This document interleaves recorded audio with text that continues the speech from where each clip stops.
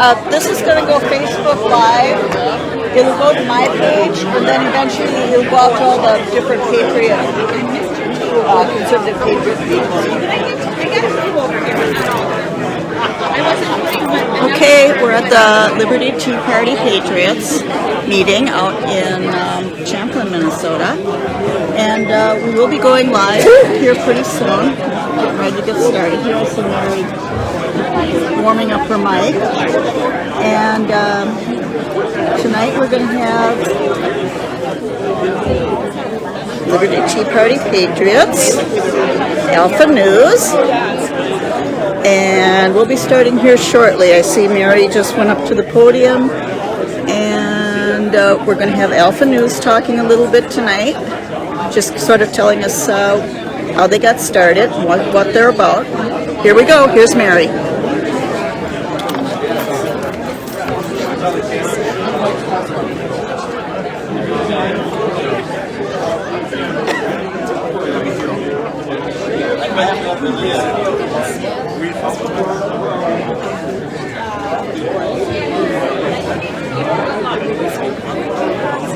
Go ahead and share this out. Mary's still trying to get her microphone to work.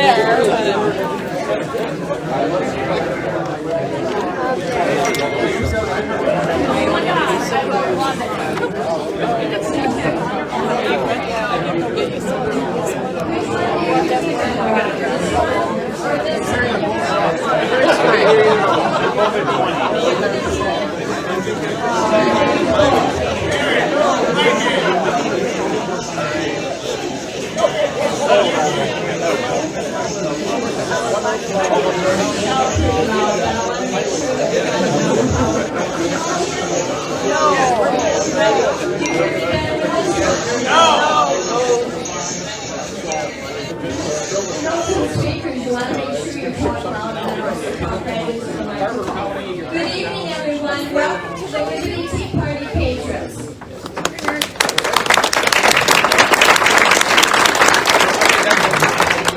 I'm Mary Amwell. This is about the 13th year that we've been in business here. So thank you so much for being here. It's a wonderful night. Yes, beautiful. No mosquitoes. No mosquitoes. This is the beginning of a big year for us here all within the arena. There's a lot of good things happening. And I just want to ask, who is new here tonight? Who has not been here before? Well, thank you for being here.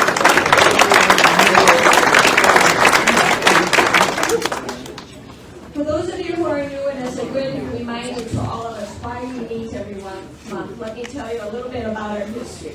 Liberty Tea Party Patriots is the first Tea Party group in Minnesota. It formed in March of 2009.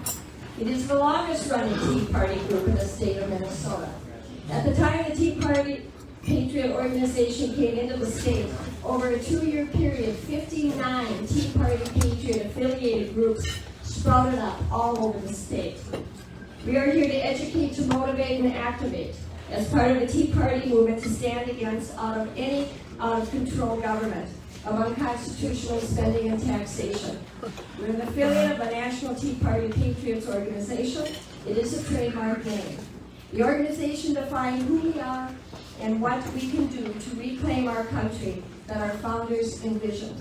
Its mission statement is to secure public policy in line with Tea Party Patriots' 3 core principles. The first is limited constitutional government, so we have personal freedom. The second is free market economics, so we have economic freedom and prosperity. The third is financial responsibility, so we have a debt-free future. These principles are our guide for who and what to vote for. As a guide for our policymakers at all levels to secure liberty-based policy. The founding principles so everyone is able to pursue the American dream and one's own prosperity and happiness. Please pick up a brochure on your way out, share it with your friends. Most importantly, share it with our children. Some of the people who make our monthly meetings happen include Steve, the general manager of Willie McCoy. He welcomes us here every month. Let's give him a hand.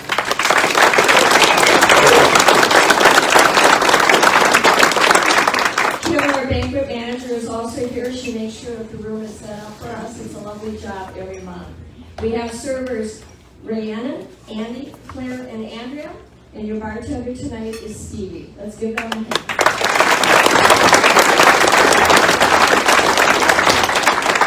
Travis Ekbaum, please stand. He puts up this wonderful 8 by 12 flag every meeting. Isn't it fantastic? Thank you, Travis. We have Nancy Powell at the entry table. Hello, thank you, Nancy Powell. Here offers some muscle at the door. Thank you for everything you do.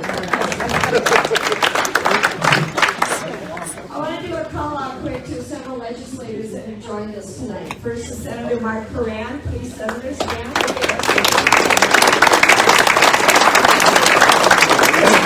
have Representative Paul Novotny. Please stand. Representative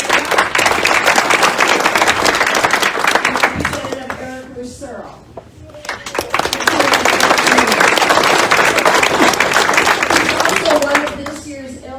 Awardees with a 92% vote. Thank you for all you do.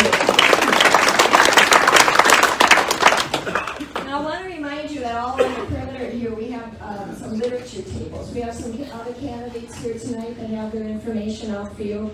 Please stop by. We have some organizations as well.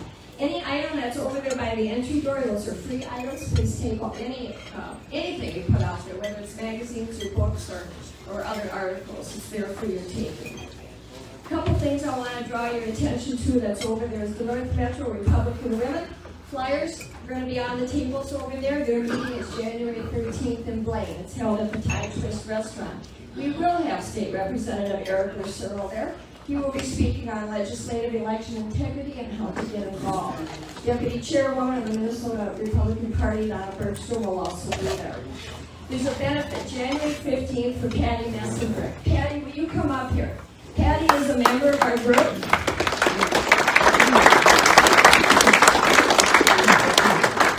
She had a fire that damaged her town home, and she was displaced, and she's rebuilding. So there is a benefit for Patty to help her rebuild. We love you. I know you're going to cry, so am I. The insurance is going to cover some of the losses, but not all. And tickets are $10, so they not only include free beer until the kegs run dry. And it's going to be held at, is it Route 47? Route 47. Route 47 Pub and Grub on University Avenue in Fridley. If you need more information on this, these flyers are over there by the door. But how awful to lose everything.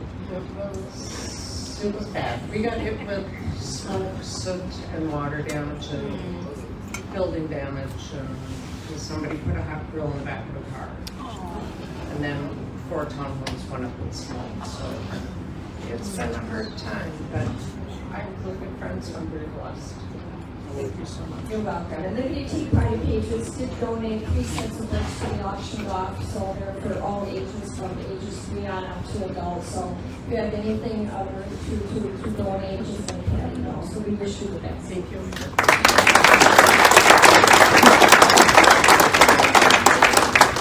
Now February 1st is caucus.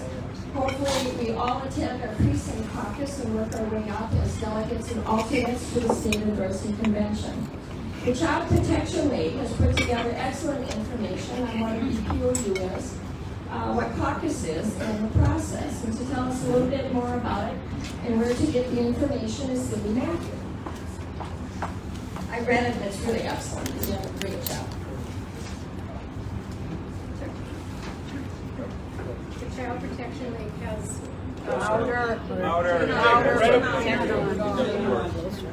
Okay, the Child Protection League created a... No, can't hear.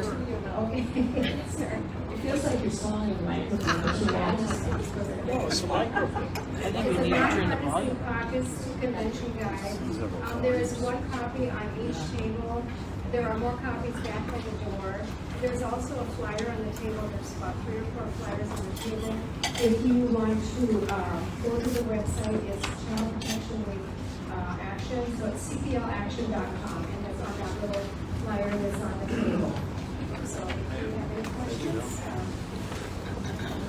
cplaction.com. cplaction.com is where you can download the information. It's excellent for the rest of your attendees that come to caucus, or if you want to get it out even an email to your BPOUs. It's really, really good information. So we are now going to formally begin our meeting tonight. Let us remember those most affected by January 6th 1 year ago. There's a lot of people still suffering from January 6th. Please keep them in your thoughts. To lead us in tonight's prayer and the Pledge of Allegiance is Adam Schwartz. He's the candidate for Congress in CV3. Adam is new to politics, and not new to fighting for us. Over the last 20 years, he has served as both an infantry unit leader in the Marines, and the last decade as a Navy SEAL officer and mission commander. Interesting.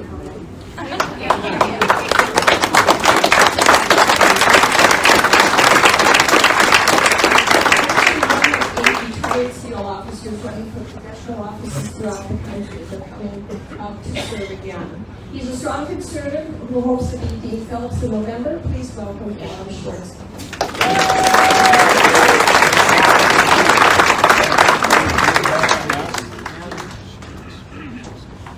Let us pray.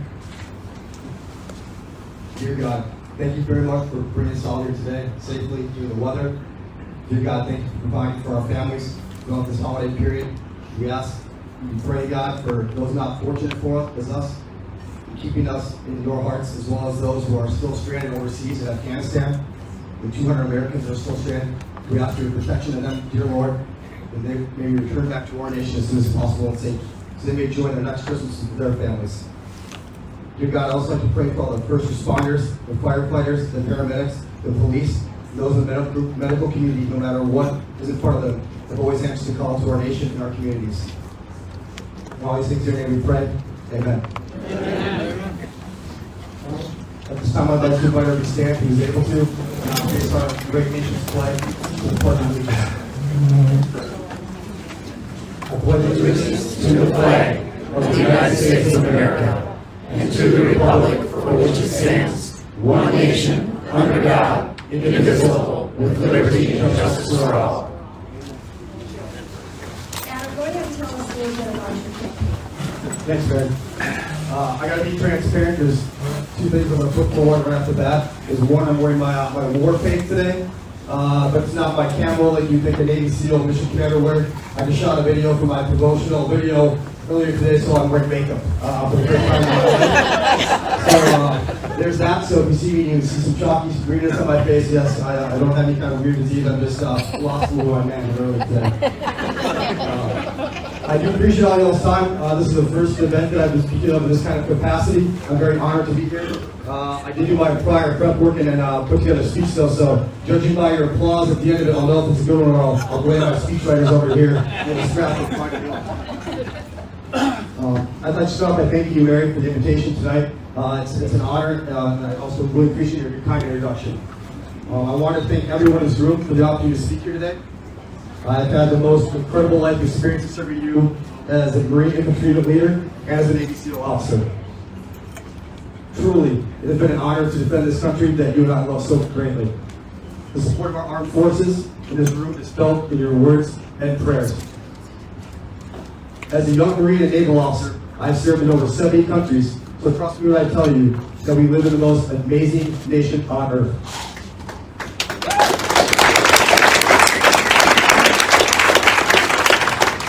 We have always been the beacon of hope and freedom. To this day, the world still looks to our nation's strength for refuge from evil.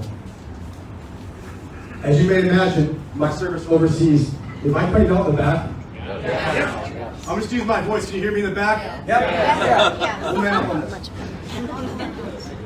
As you may imagine, my service overseas was not in tourist destinations, but I can describe weak and failing leadership that I have seen.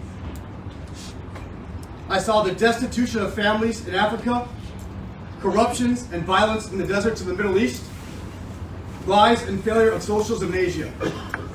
After serving 10 years in the Marines and 10 years in the Marines and 10 years as a SEAL officer, I see the country that I love so much, the country that my brothers and sisters fight for and have been willing to die for, slide into the same weakness I saw and experienced abroad.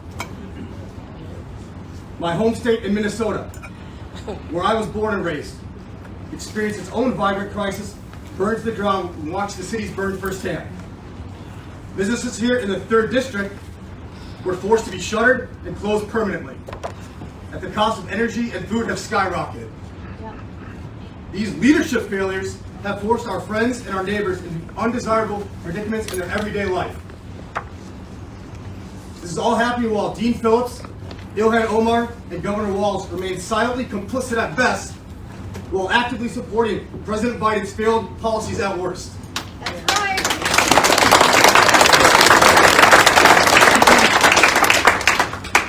I stand here this evening because I am informed by my own experiences of where we are headed if we continue down this path. Plainly, the dismantling of America. The difference between Dean Phillips and I is that I know our strength does not come from the politicians in Washington, D.C. Our strength comes from you. Yes. We are a safer and stronger America when we adhere to our core values of free markets, freedom of ideas, parent-driven education, fiscal responsibility, limited government, a strong military, and respect for our laws and those who enforce them.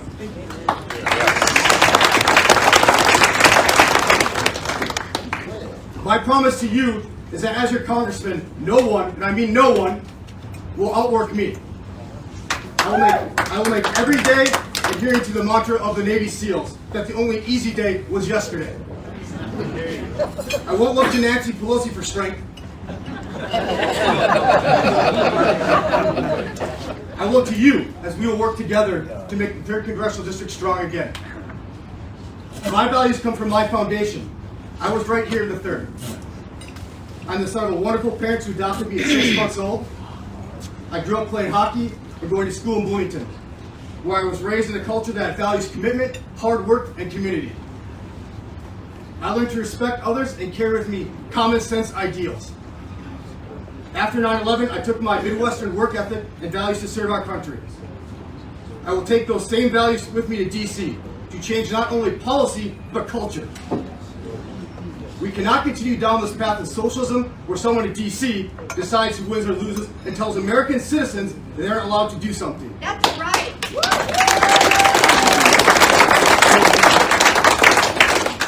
We will go to D.C. and remind them that the principles my brothers and sisters fought for and died for are written in our Constitution. That's right. Yeah. I had spent most election days abroad fighting in every climate and place. I never thought about being a politician, frankly. When I did, I watched the President and Dean Phillips erode our freedoms, fail to protect our borders, demonstrate complete incompetence in the withdrawal of Afghanistan, and eroding our communities by defunding the police.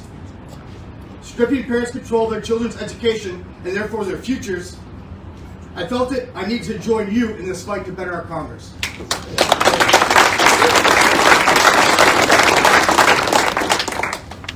I can and I will be Congressman Phillips, who votes 90% with Ilhan Omar and 98% with Nancy Pelosi.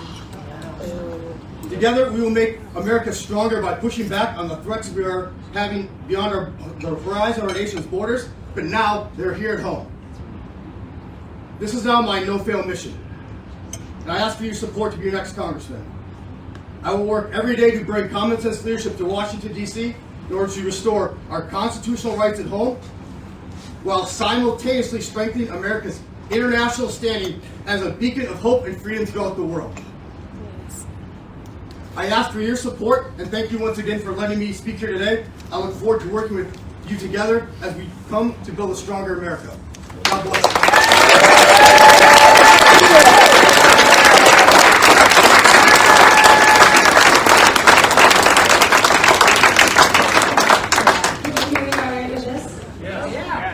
You put batteries in it. We're going to talk about the batteries in this too. We're going to try. Kind of like unplug the laptop, it'll work when you plug it back in. I'm going to read something to you here very quickly before I do the next introductions. The Epoch Times, how many of you subscribe to their emails? Fabulous news source as well as self-news. The Epoch Times came out on December 21st with an article that was titled Democrats' Dismal Outlook for the 2022 midterm elections. Here's what their analysis is. Right now, there's up to 25 sitting Democrats who are not going to run in the House of Representatives.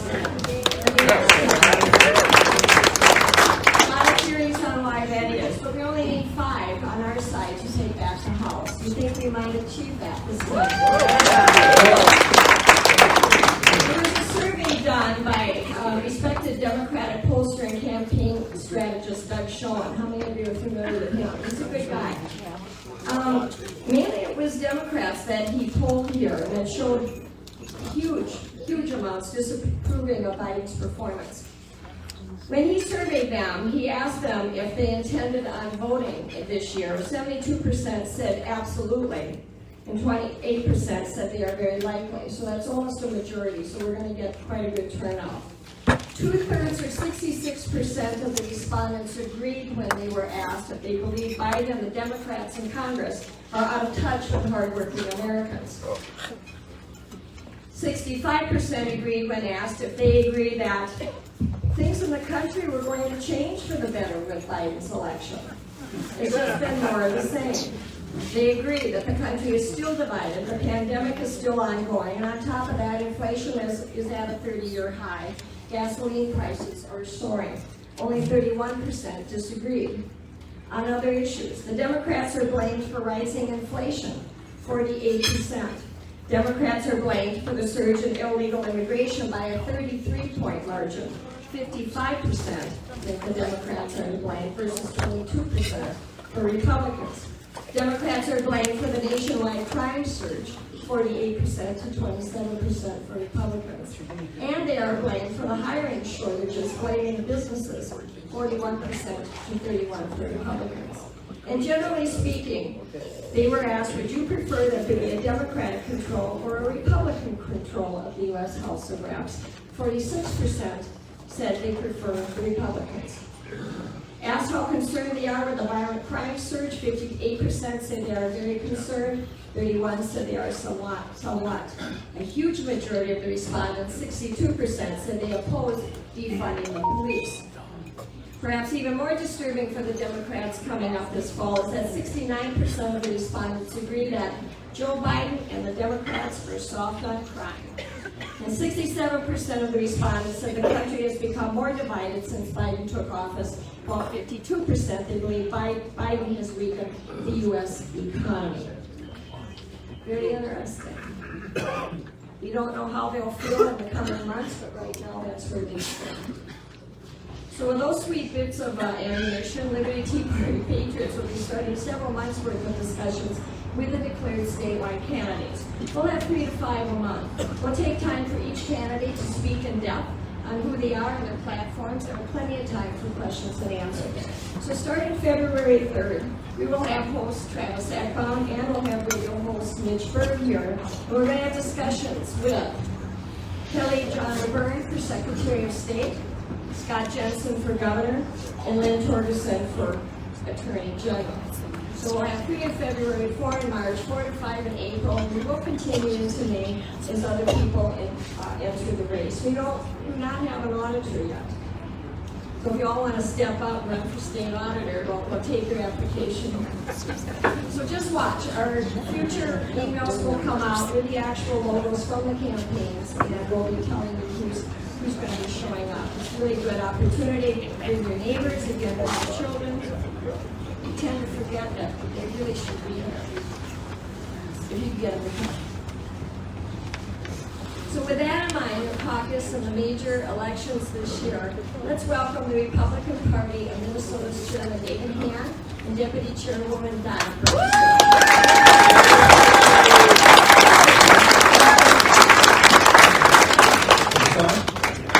Yes. I'm David Hand. I have been the party chairman for 3 months. It's kind of on-the-job training for me, so I'm still learning the ropes. But we've had a good couple of months. We're making great progress. We want to give you a little bit of an update of what's going on at the state party. One of the things that we are working on, frankly, we want to do some messaging of a kind that we haven't done in the past. When I was a candidate, when I was a member of the Senate, it always amazed me that the state party didn't really try to make the case for Republicans generally, to try to persuade voters who are wondering what Republicans are all about and what Democrats. All they hear about Republicans is from Democrats, and it's never good. So we thought we need to tell our own story. So we are going to make a strong effort to do that. We want to start doing that early in the year. By March, we can raise the money to do it. And I'm trying to get my technical assistant here, my partner in crime. We've got a little video that we put together to give you just a flavor for the kind of messaging that we are going to try to do. Are we ready?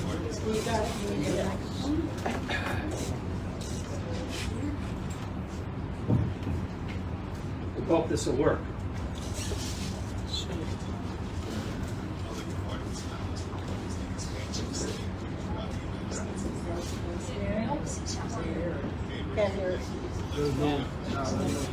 Stop it. Turn the volume up.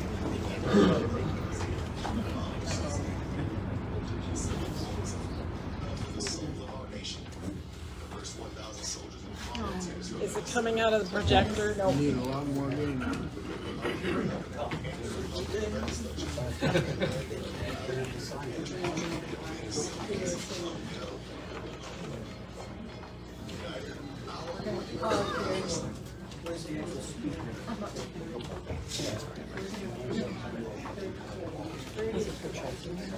Yeah, I think the projector has the speaker.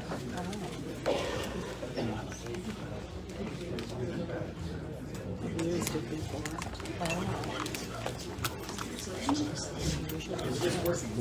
No. It is or not? There it is.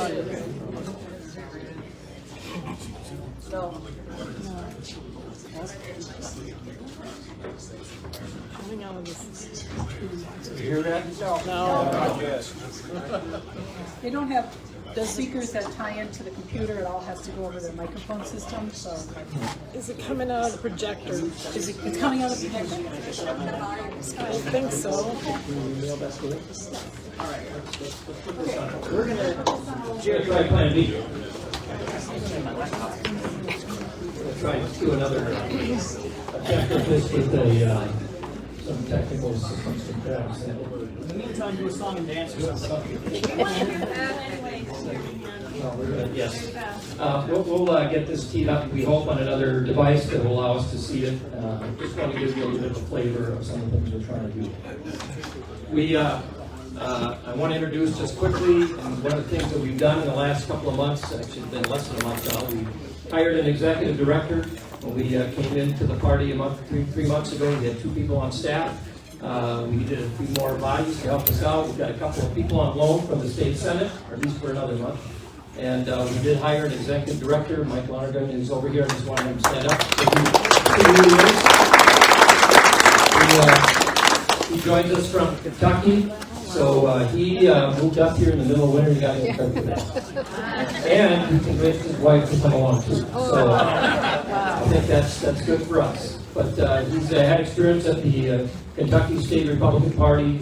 Before that, he served with the governor of New Mexico for a while, and then with the Ohio State Republican Party. So he's had some experience, and we are grateful for your being here, Mike, and we look forward to using your talents. And he actually came up here because he thinks we have an opportunity in Minnesota to make a historical difference in this new election. And it will be. It has been a long time since we've had Republican governance in this state. Sometimes you hear from Democrats that, well, we've tried the Republican ideas and they've never worked. Well, you know what? The last time we had a Republican governor and majorities in the legislature in Minnesota, you have to go back to 1966. That was a long time ago. And the issues in 1966, I would say, are much different than the ones that we face today. So there hasn't been a recent attempt to show what Republican ideas mean and what they mean for things like our kids' education, or for, in the case we've been seeing in the last several months, public safety, or for the economy. And we have a great opportunity in this coming election to see that happen. We believe that the Senate's going to hold their majority. We think the House of Representatives is very close to a majority. We've got a number of good governor candidates, great governor candidates, and we think that the wind is at our back politically and we can win. Now, yes. I know many of you are looking forward to joining us at the caucuses, and I want to encourage that. That's where delegates first get selected to participate in this process of endorsing candidates. And Republicans had a long history of endorsing candidates and defending that endorsement. And as I've gone around and talked to different groups, I've talked about this. It's so important that we have a candidate that we can get behind in May, right after our state convention. If we have a primary, and we have to spend 3 or 4 months campaigning against each other, and spending all the money that we've raised to fight Tim Walz, fighting against each other, when we finally get our candidate chosen at the end of August, that gives us 2 months to focus our attention on Tim Walz. And I'll just tell you, our chances of winning a general election in a 2-month campaign are very, very low. So as you talk to candidates, I would encourage you to make it a point to ask them if they will abide by the endorsement, if it's a firm promise that they will. Because I don't believe that we can be successful unless we get a candidate right away in there. I'm just going to ask you, as you go through this process and become delegates, that you challenge the candidates you talk to make that commitment, because we need Republican governance in this state. And we won't have it unless we have a candidate, a good candidate, by the time we leave the convention in May. We are also in the process of raising money. We have a pretty good couple of months before the end of the year. You'll see our report, but we should end up with $200,000 to $300,000 to the good at the bottom line, which is, I would not say great, but for a couple of months on the fundraising trail, it's encouraging to me that so many donors have responded very favorably to our request for help.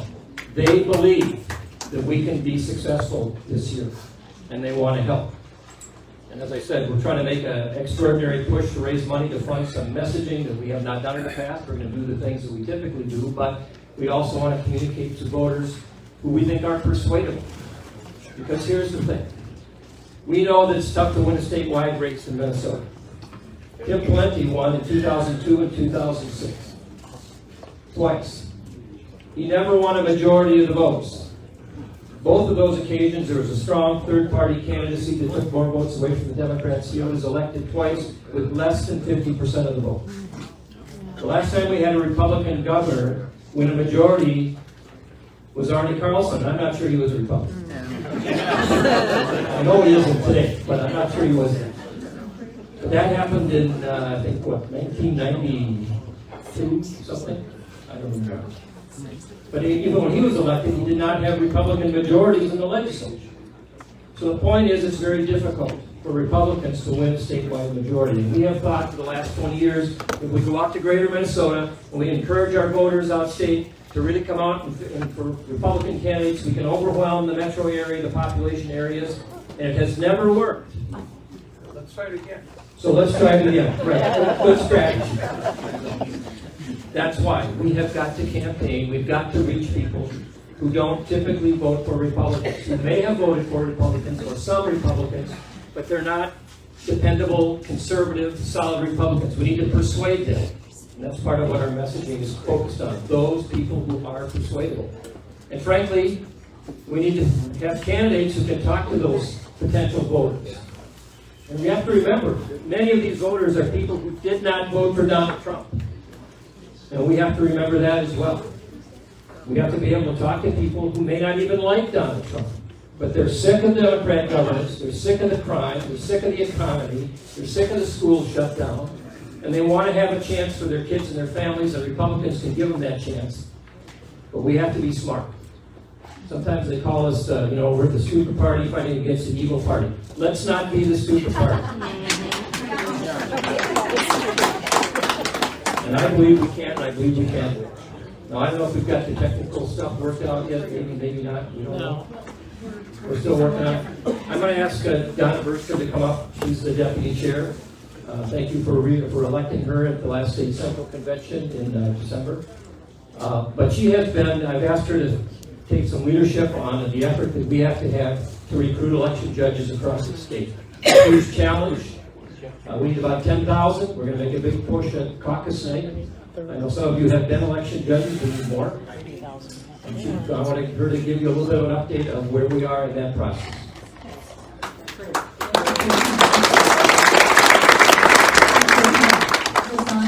Can you hear me?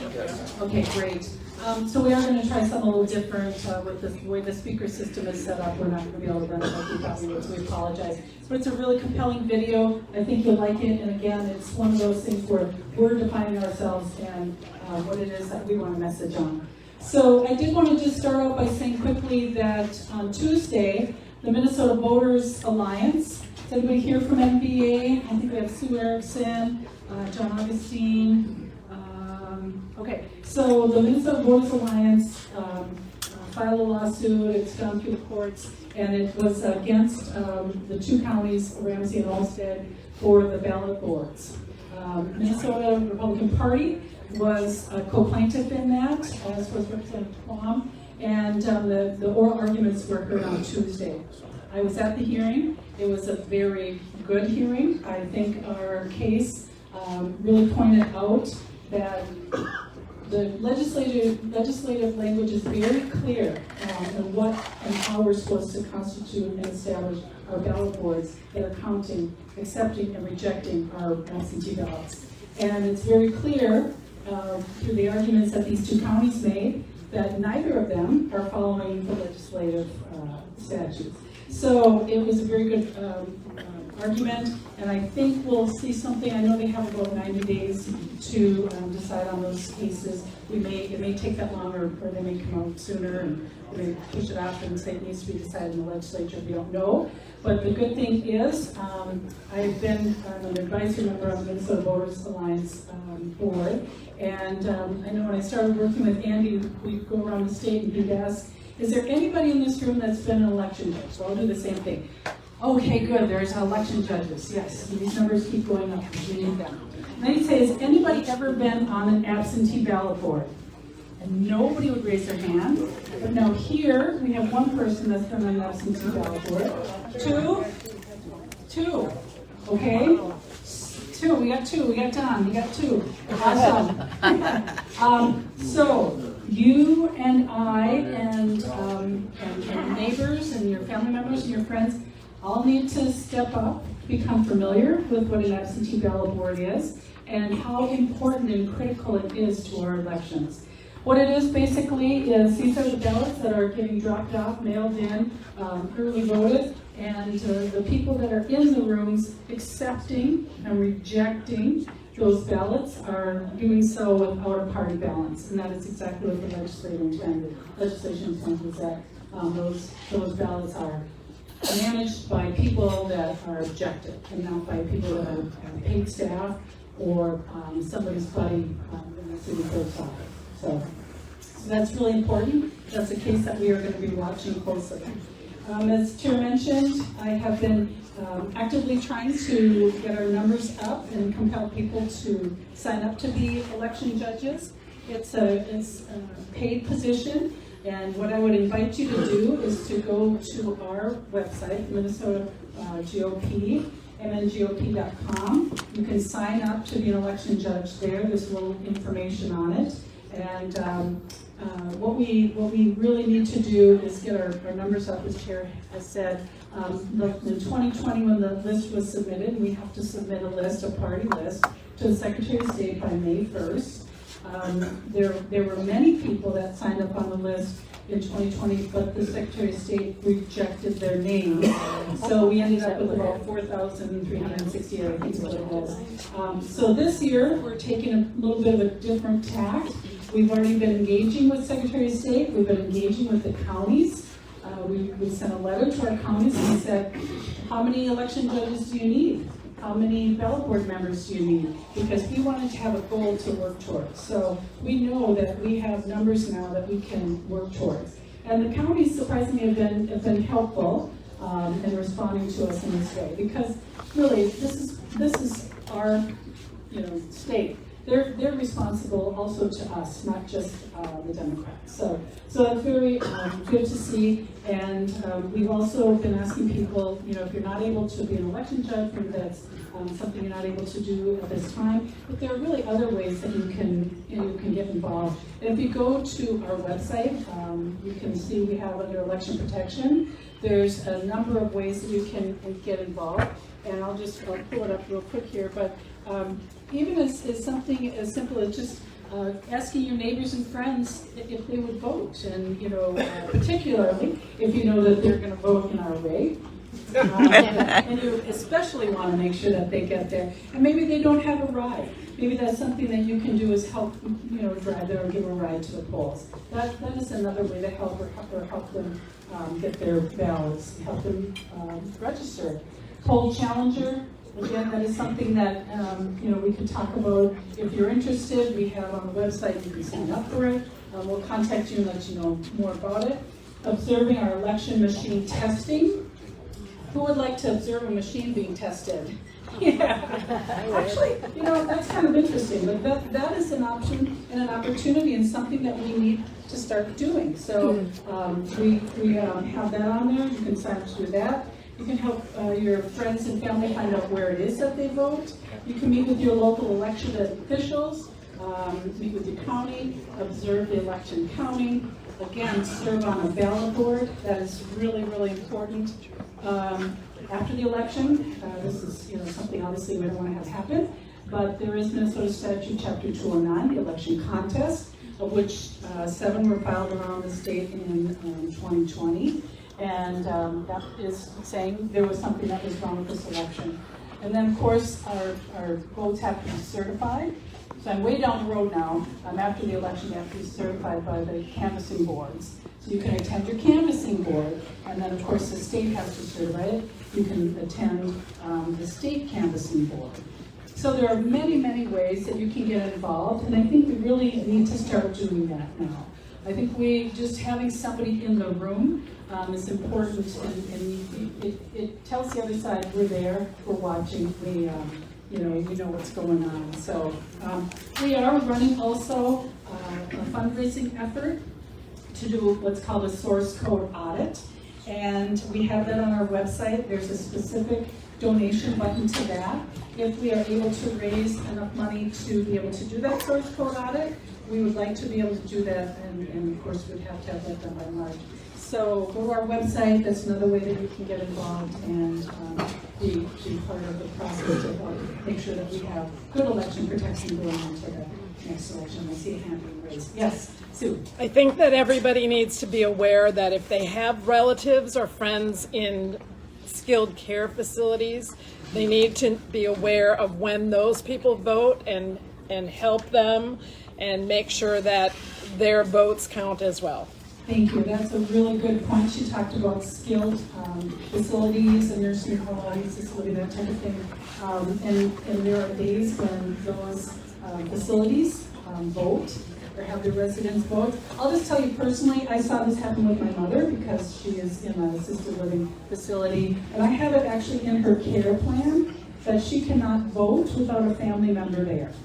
So there are many different ways that you can keep an eye on them, and that's one of the ways to do it. Karen Halsey, I know Senator Halsey has in her mom's care plan, and she's passed now, but it was that she would be zoomed in when her mother was voting.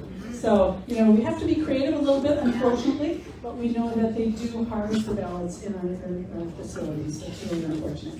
So I kind of feel like I'm being torn, the mic's being torn away. I'm 5 of 7, and I never got a chance to really talk. So I have the microphone now, but no. Thank you very much, and thank you, Mary, for these meetings. They're just wonderful. Thank you. To publicly acknowledge, Donna has been a great help to me as a new party chair, and just really thank you for all the work you've done, and I really appreciate working with you, and we look forward to having a great year. I did find out in the time that Donna was speaking that we were trying to get this video up. We can't, we've got some technical difficulties, but I believe it's on our website. If not, it will soon. If not, it will be soon. We are in the process of redoing the website. When we started there, I heard from people saying, well, our website is very good. And it is. And then we were looking at it further, and we found out that not only is it not very good, it's very unstable. Now, I don't even know what that means, except it doesn't sound good. So we thought, well, we better fix this. Well, what should we do? What should it look like? And Donna said, well, I was out looking at the DFL website, and it's so I just want to publicly acknowledge the DFL's done something right. They've got a very good website, and we want ours to be at least as good as that.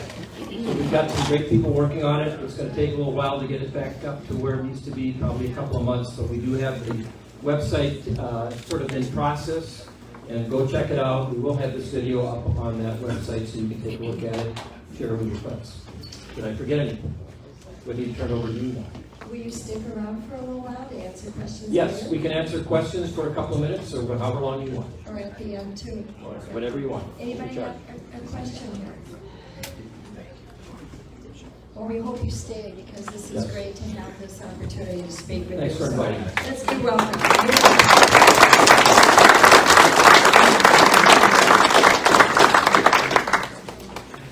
Now I'd like to welcome back Kendall Qualls, who has recently resigned from Take Charge Minnesota, and he's here to give us an update on the next chapter of his life.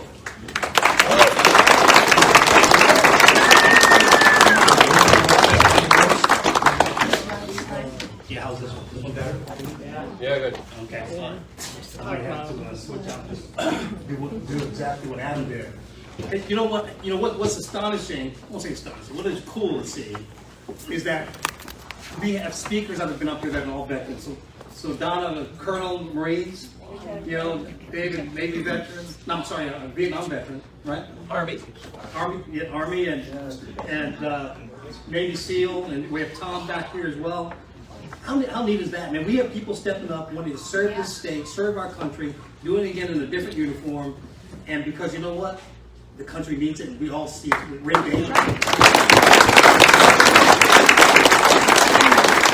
So guys, I wanted to come here and tell you that officially, because this is one of the first groups I met when I got involved in public service. When I ran for election the last cycle, this was the first group I spoke to when I left. When I conceded the race, my wife and I came here and we flew down to Florida and licked our wounds and came back for another fight. And so I want to kind of give you an idea of what's in the horizon. Okay, have you be the first ones to know what I plan on doing, why I'm doing it, how we're going to do it, and how we're going to win. Not say win yet. Okay, how we're going to conclude this. So as you know, I resigned from Take Charge. I started Take Charge because a lot of my supporters said, Kendall, we need your voice more than ever to stick around. Your message about America resonated. Obviously, I didn't win. And so we took Take Charge, and I had no idea how big that was going to go. In fact, what the message was is that the idea and promise of America works. And I went out in the marketplace to prove it. We've gotten so successful doing it. I did two things. I fought back against critical race theory. That was 50% of my time. And it wasn't fighting back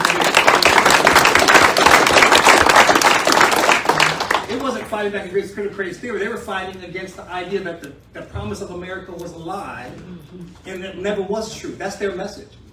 And that this disparity gap, this racial gap, was the racist, and the country's been racist from the very beginning.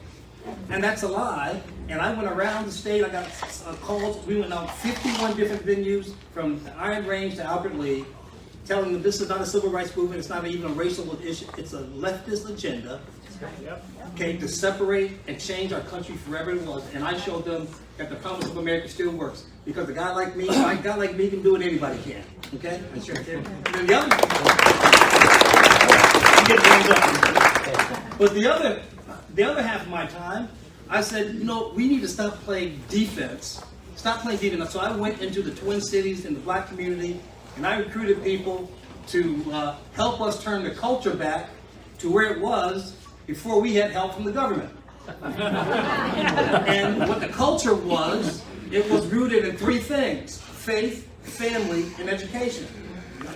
Today, the black community is worse off today than it was during Martin Luther King's promise speech in Washington, D.C.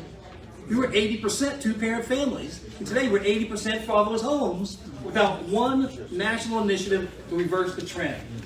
And I told, look, I went into the black community, I told that message. I got over 50 people, boots on the ground, helping to turn the community back. If you've been to our platform, you've been to our website, you've seen our videos, it's becoming like a Prager University multimedia site. It's the largest site in the country where you're going to hear black Americans speak positively about the country, denounce critical race theory, and talk about this need to get back to the cultural roots. And it's growing. And we purposely kept it here in Minnesota for 12 months because they have 20 other cities outside the state that want to chapter. And we're going to begin to launch this thing outside the state. So we're doing quite well.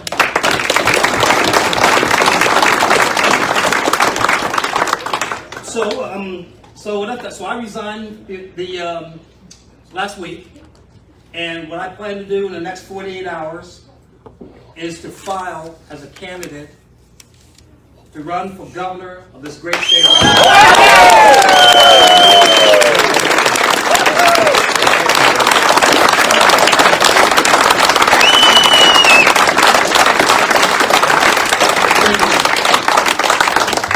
And so you guys are getting a preview, and I'm going to explain why I'm doing this and why this is so important and passionate to me, because what I've seen over the last 3 years, the 2 years or so that I was campaigning, and this last year traveling the state and finding out what the Democrats are up to, it is frightening. It is frightening. And listen, when I took the oath of office, when I was 19 years old as a second lieutenant, that oath was, I would defend the Constitution against enemies foreign and domestic. I never ever thought that I would have to activate that domestic part, because we have people that want to undermine the very essence of the Constitution. And that's no exaggeration, and I'll explain it to you throughout the campaign once we get started. But let me tell you exactly why I'm getting involved, guys. So, polls revealed, as Mary was saying, that 60% of Americans believe and disapprove of President Biden's job performance, and 50% or more disapprove of Governor Walz's performance. Now, there are 3 reasons why I'm running, okay, and why this is so important. And one of the reasons, the first reason, is why the entire country should care, because I'm going to nationalize this campaign. Minnesota was ground zero, where all the riots, looting, and defunding the police initiatives started. And in the center of it all was our Attorney General Keith Ellison, Ilhan Omar, and our weak Governor Tim Walz. Because at the end of the day, the buck stops with him, and he let down the people he was supposed to serve. That's right. Even today, okay, outside of that riots and all that, even today, we've been experiencing record crime. What's happening is horrific. I lived through this as a kid when I was in Harlem. Record homicides, carjackings, robberies. And I used to tell my boys that when they were little, when they used to walk their sisters, make sure you walk your sisters to the public bathroom, wait for them coming out, because predators always target women and children, and that's exactly what you're seeing in the Twin Cities. They're doing it now, just like they were doing it then when I was a kid, and we're going to stop that day one when I enter the office, and I'll tell you how we're going to do that. So that's the number one reason why I'm running. The crime is horrific, and we're going to get that changed. And I promise you we'll get that changed in 18 months. We'll get the city back to like it was that we love. The second reason I'm running is Minnesotans have been leaving this state in record numbers. You know, over 13,000 people left last year, highest in 30 years. I talked to one person today in Arizona. They said, I'm here because I have to be, not because I want to be. It is shameful, absolutely shameful. People are elected to serve the people that put them there. Not anyone else, but the people that are supposed to serve. So one of the things they're doing, they're running because, not only the crime, but we're taxing them the heck out of here. And that's what we're going to change that, number one. All right? So here's what we're going to do. And it said, we tax in this state the 4th highest in the country. You combine all the taxes together. Governor Walz, right now, he enforces one of the highest tax burdens in our country, the business community, private citizens, and retirees, even the Social Security benefits. Now, here's what I'm suggesting that we're going to need to do, some bold action. And this is not a slight at my friends that are also running, because I know this is their platform as well. But this is why we need leaders from the private sector, with private sector solution that can lead. And I've been doing that my entire life. And lastly, guys, this is more about culture, attitude, and time to kind of put swagger back in our step as Americans. We're getting tired of being bullied by the radical left, their cancel culture, their constant claims of racism, ramming critical race theory down the throats of parents and students, all at the expense of a solid education. We want to get back to the fundamentals of education so our kids are competitive nationally and internationally. And oh, by the way, here's the reality. Black Americans are better off now than any time in American history. But you would never know that by listening to the media, listening to the academic community, or even the Democratic Party. Let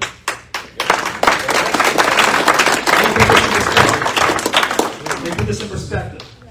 My parents and grandparents, who lived in the Jim Crow South, would have loved to have grown up in the America that I grew up in. We're not going to be the generation that lost the America that we love and live and we know. We're going to be the generation that saved it, restored it, and passed it on to the next generation. That's why I'm running, and that's why we're going to win. All right, I'm going to just close out just a minute, Mary. Here's something that's why it's different. Okay, I have a unique story. My life is a living case study that the American dream and the promise of America is alive and well. And I'm going to use it and I'll ram it down their throats. And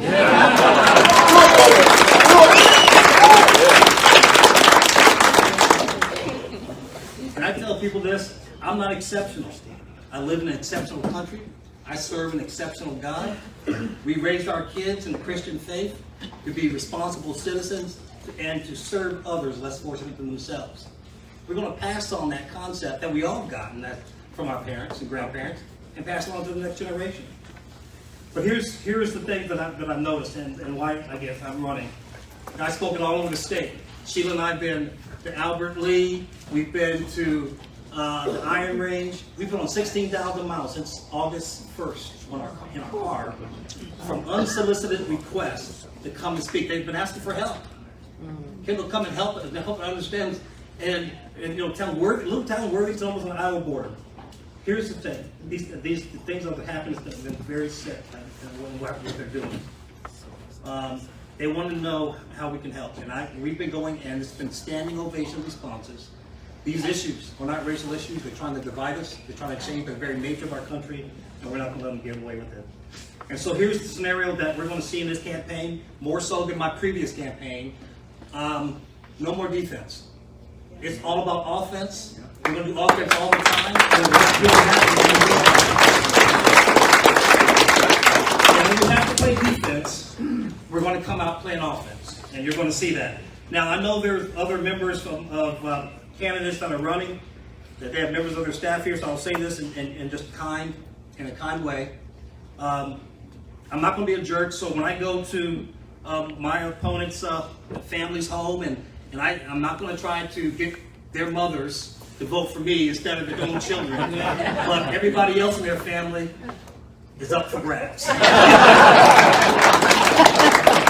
right. So guys, I'm going to end with this. Okay, I just want to end with this. This is really important. As I wind down, if you love that flag and you love the country for which it stands, you have no greater ally, you have no greater friend than me. I'll love it. And you know what? I'll fight for you. I'll die for you. I love you, and I mean that. If you have an issue with that flag, or this country, if you believe it is evil, systemically racist, you have no greater enemy than me. Yes.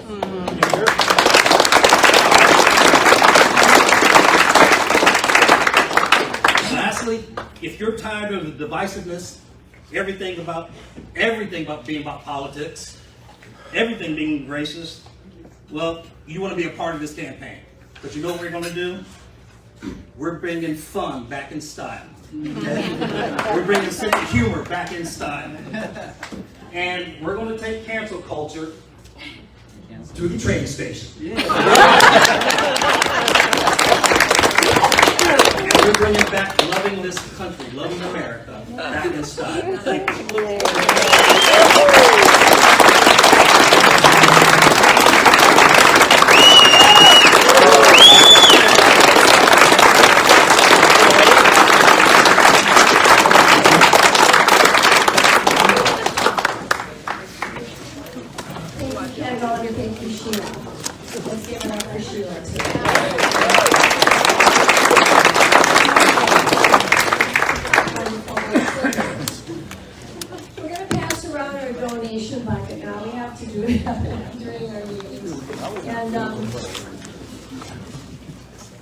I always thank you for your generosity because you really have been over the years. We're 13 years strong. Isn't that an achievement? And there's been ebbs and flows goes to the Tea Party movement, even in some of the meetings throughout the state. And again, we're the only one left standing. There's a number of clubs and groups throughout the state still in existence, but they don't meet regularly. So this is a tribute to all of you who keep Liberty Tea Party Patriots alive. And this is one of the reasons why we do it, so that we're up to date, so that we can introduce new people, new information, and it gives you a chance to be up close to these people. So we really appreciate you keeping us alive. Maybe we'll be here for another year or two. I'll be here as long as you keep coming. Thank you.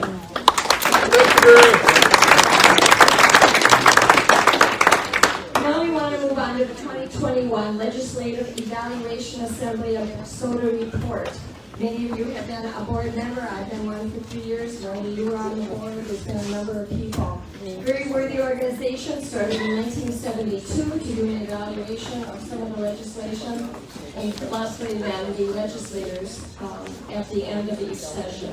And we've got, I'm going to mention this is the page on to do this. This year's honorees, they're all state representatives. Representative Steve Raskowski, Steve Green, Matt Grossel, Eric Lucero, Shane Macklin, Eric Mortensen, and Jeremy Munson. There were honorable mentions, again from the House, Kurt Dowd, Josh Heinzman, Dwayne Quam, and Kristen Robbins. To tell us more about how LEA chooses their, the legislation that they evaluated this year. And please talk about the banquet in February. That'll be great. As current board member and former chair, John Augustine.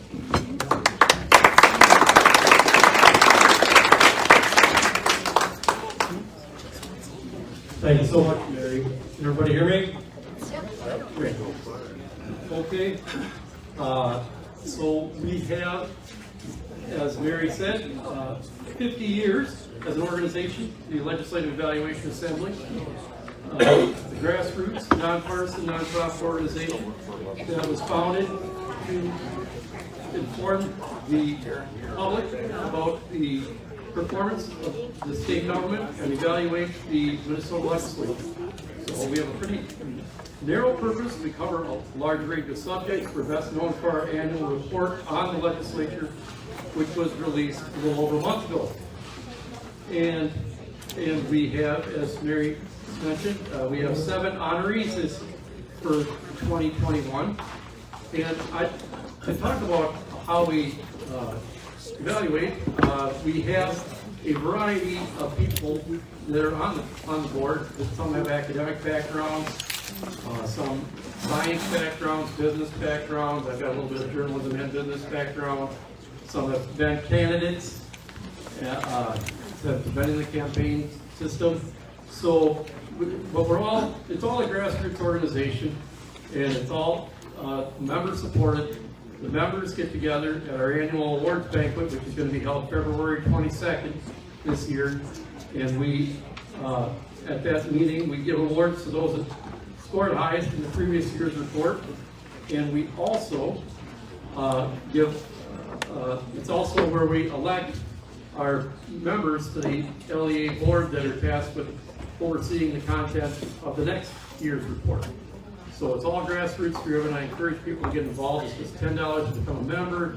It's $35 this year to register in advance for the banquet. We have some, in addition to the big reports you see on the tables, we have some sheets that have invitations to the banquet. I've got some more over the table over here to the side if anyone's interested. Now, as far as how we choose legislation, it's becoming easier and easier to choose legislation because there's so few bills that are actually getting to the floor from which we can choose. So, and that's not a good development, but because it doesn't mean that there's less law being passed, but there's more and more law being crammed into these multi-subject bills. And so it's harder to evaluate because there's fewer single subject bills and there's fewer standalone bills on which we can evaluate, but we're not giving up. We're trying to educate the citizenry about what is happening in terms of both positive and negative developments in state government. And if you lived through the last couple of years, you're probably trying to scratch your head and think, well, what positive developments have there been in Minnesota state government? And I was able to come up with 3 for 2021. So one positive development is that the court system is open again for both criminal and civil cases. It was a travesty in 2020 that people could not petition the court for immediate relief from illegitimate actions by other branches of government. When all these lockdowns started, the courts were right in on it. But although the courts were being stopped with leftist appointees, various groups such as the Upper Midwest Law Center this year, I think last meeting, and other groups challenging government actions are getting their suits heard at various levels of the system. And the appeals of lockdown orders and other mandates by those who dared to challenge them are winding their way through the system now. A second positive development is that the state of emergency ended with the start of the fiscal year in July. The state of emergency is over.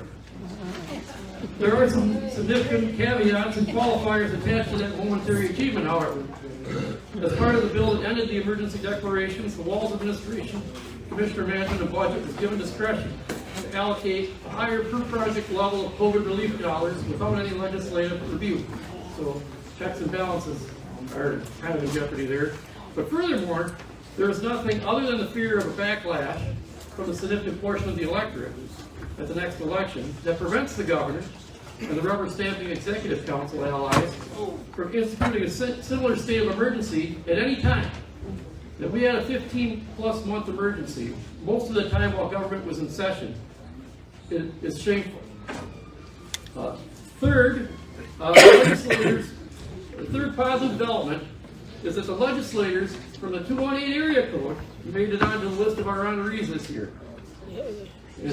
And so, except that's north of Alexandria for those that aren't familiar with area code division generally. But except for one blip in 2011 from a senator who only served 2 years before she got lumped into a district redistricting with another incumbent, there haven't been any other honorees from that northern Minnesota region in almost 20 years. So I think this could be part of a larger trend up north of people nominating, not only nominating, but also electing more principled conservatives and constitutionally based legislators. Traditionally, that region has only trailed the urban cores in terms of their appetite for subsidies and the welfare state. So it's good to see that the message, the principal message of freedom is people are being elected on that. And so we see that in the honorees this year with Steve Green and Matt Grossel, in addition to the other 5 honorees that Mary mentioned, the representatives Briskowski, Lucero, Macklin, Mortensen, and Munson. So we also have negative developments. As you all are aware, I came up with a list of 10. So last year, on the bills we scored, the legislature voted in concert with the principles outlined in our credo. So even though we're nonpartisan, we evaluate based on a credo, which has limited government principles, constitutional principles, and individual dignity, moral order, and so forth. They voted in concert with their principles in 2020, a little over 35% of the time. This year it dropped even lower to 31.5%.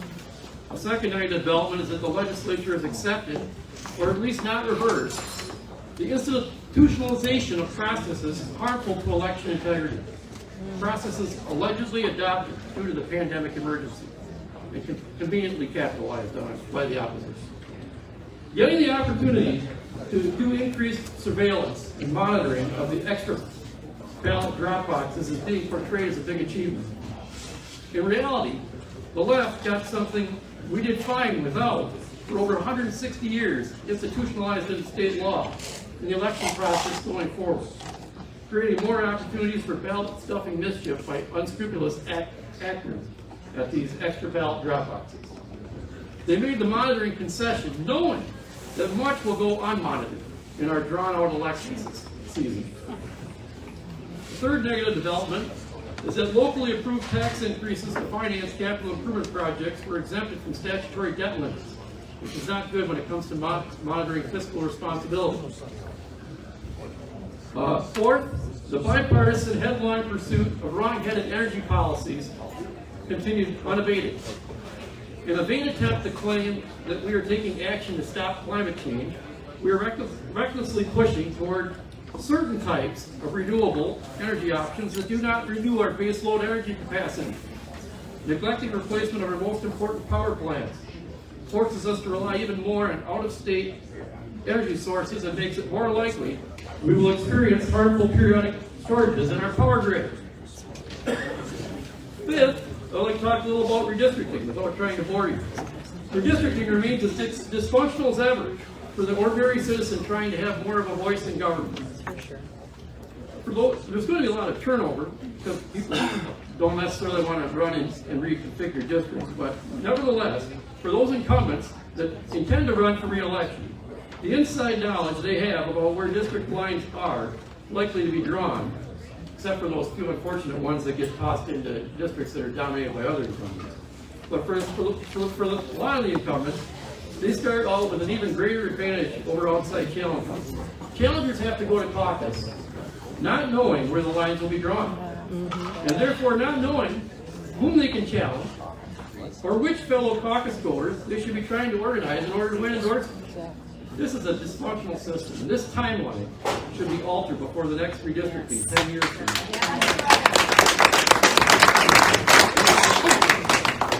Sixth, the ever greater submission of the entire legislative body to decisions of a few legislative leaders in the government, negotiated privately behind closed doors. As I mentioned before, not many bills are getting floor votes. Only 31 bills got floor votes in the 2021 regular legislative session, continuing a downward trend from the hundreds voted on per year not long ago. And most of the policy and finance measures were packed into an even smaller number of unconstitutional multi-subject omnibus bills in the June special session. 7. A byproduct of the governor's increasing ability to dictate legislation is that a constitutional power that he has, he's not even bothering to exercise it. He's not vetoing bills. In contrast, Governors Dayton and Pawlenty each made about 90 full vetoes on some line items during their 8 years in office. Governor Ventura had 33 vetoes in 4 years. Governor Carlson had around 120 in 8 years. Governor Walz has so dictated the terms of legislation and what in terms of what even can be considered in a special session that he has not once vetoed a bill. Oh, that's bad. Wow. Oh my. 8.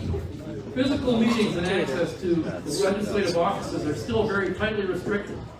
Again, this year, Speaker Hortman is insisting on all hearings being virtual. The buildings themselves are very tightly locked down, access restricted. Legislators can, with key cards, let in lobbyists and credentialed media, but ordinary constituents' ability to participate in the legislative process by just meeting one-on-one with their legislators at the Capitol, it's really almost impossible. And I mean, access for ordinary citizens wasn't always great before the pandemic, but it's much worse now. And it's not just the outside influence, the echo chamber effect, that you're missing that outside influence from the ordinary citizens. But internally, the access is restricted. I mean, I was at an event early last month where a freshman legislator said he hadn't even met in person half the members of his freshman legislative class yet. So things are just funneled down from the leadership. You don't have the opportunity to meet with other legislators from different parts of the state or from another party, you know, in the cafeteria trying to work out bills or anything. It's not a functional system. 9th, negative development is the continued destructive presence of Minnesota's power-loving, Fauci-crat health commissioner, Jan Malcolm, in our government. Her confirmation should have been rejected by the Senate no later than June of 2020. The Democrats were desperate then to pass policing reforms. We should have been just as insistent on restoring more freedom for people to make their own health decisions, sending a message. By that time, She had already restricted access to medical care deemed non-essential, deleterious consequences, and had created onerous restrictions on outdoor graduation ceremonies, pushed for 10-person gathering limits on churches regardless of building capacity. And she did not use the federal aid she received to build capacity in the most important way in our medical care facilities. Since then, we saw indoor dining prohibitions and family gathering restrictions during the 2020 holiday season. Even now, the relentless use of public funds to push for more acceptance of leaky experimental vaccines while simultaneously suppressing access to cheap and effective treatment options is hurting us all. That's right. Racial discrimination in treatment is being justified in the name of equity. Every senator who served at that time should have to answer why she is still in power. Finally, 10th, and this is not a 10th in terms of importance, but 10th, I just want to point out that we're seeing a proliferation of a racial, ethnic, and activist spoils system of appropriation. In 2020, the Minnesota House passed a resolution to insert race-based criteria into future bills. It didn't pass the Senate, but even so the House implemented it for their bills in 2021 with the support of the governor. Ironically, this expanded racism is supposed to address embedded historical and structural racism. It's showing up in policies stuffed into omnibus bills. One example is a new statute that effectively creates quota requirements for midwives and doulas. You can see it at page 11 of our 2021 report if you want to see the details of it. It's also increasingly prevalent in many of the main budget bills: housing, higher education, public safety, even agriculture. The allocation of, and even the eligibility for government funds, whether directly or indirectly through nonprofit vendors, is not tied to economic need or health conditions, but rather to racial and ethnic group status. In that system, assimilation, essential for building functional local communities, is devalued because it jeopardizes the status based on group identification. That disincentive is the antithesis of the one Minnesota we are supposed to embrace. It puts a major strain on public safety and other services we expect our governments to address. The end result is an obsessive approach to engineering the equity of equal group outcomes is that individuals are being denied equal treatment under the law. Even if the officials bother to follow the law in the first place. And that last development is such a looming and ominous trend that the LEA has decided to highlight it as a theme for our February 22nd banquet this year. It's going to be held in Baptist Heights, Community Event Center. And sign up tonight. I've got this sweet replica Joe Biden presidential seal keychain made in China. The keynote speaker will be a local official who saw how imposed levels of excessive refugee resettlement were endangering his community and devoted much of his effort to exploring legal options for challenging it, often without much help from other public officials. He holds degrees in aeronautics and a PhD in higher education administration and witnessed the impact on the academic world as well. He is former St. Cloud City Councilman Jeff Johnson. We will also hear from those honorees who show up to accept their awards and elect many of the board members that will be tasked with overseeing the content of the next report of our grassroots organization. If you are a member or regularly receive LEA mailings, you will receive this invitation letter. If not, I have some with me tonight, or if anyone would like to sign up for the banquet or membership at LEA.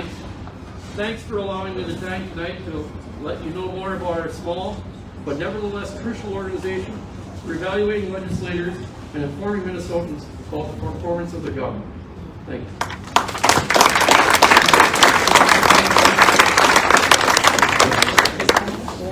$10 a membership, $10 per year, and the banquet is $35. It is always wonderful. It's delicious and really substitute sweet. Thank you for what you do, John. Thank you very much.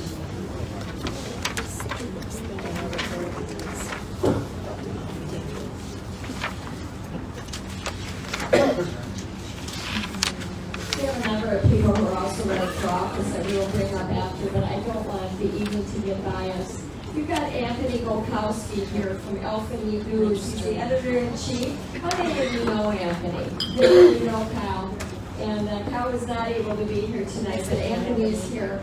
He previously worked as an editor for the Minnesota Sun and Campus Report and reported for the Daily Call. Alpha News ended the year with over 26 million page views. That's incredible. And it's up 7 or 8 million over last year, I believe it is. The growth is due to providing independent journalism with on-the-spot and timely reporting and the very best interviews. To tell us more about the 2021 successes and what they're planning to do for 2022 is Anthony Golkowski. Come on.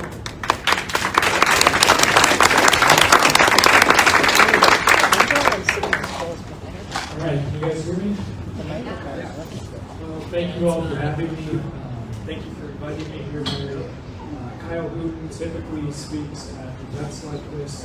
He couldn't be here tonight. Need a little more volume. Can't hear you. Is that better? Yeah. Okay. Really cool. So Kyle Hooten typically speaks at events for us, but he couldn't make it here tonight. I kind of like to say that he's the face of operation, whereas I'm the brains. I've written down some brief thoughts that I'd like to share with you. As you can probably tell, I've never really enjoyed public speaking, so forgive me if I have some Joe Biden moments. Pause for laugh. So I'd like to start with an analogy. Most of our institutions are like seashells in a tidal pool. Although empty and lifeless, shells do shine so long as they're kept under the water. So long as our perception can be distorted by that thin layer of water, the colors keep dancing, and we can see the shells as something other than what they really are.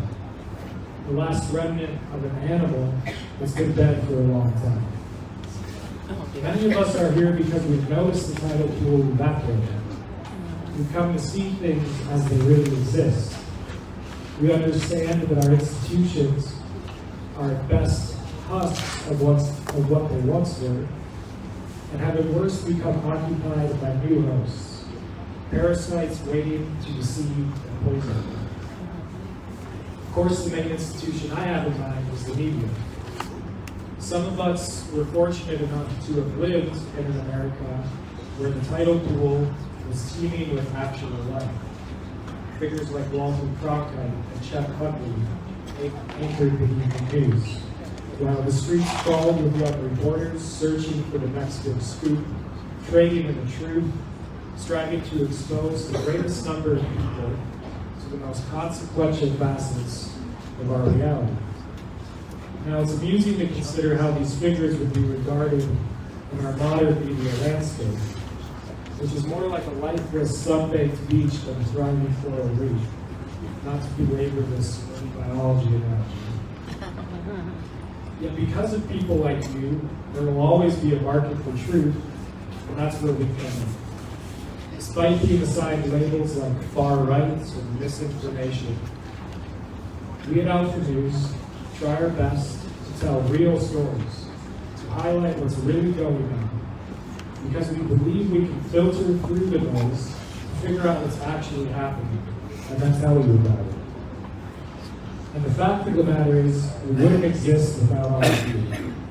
Unlike most media outlets, we are not driven by corporate profit, and our agenda is set only by our writers and you, the readers.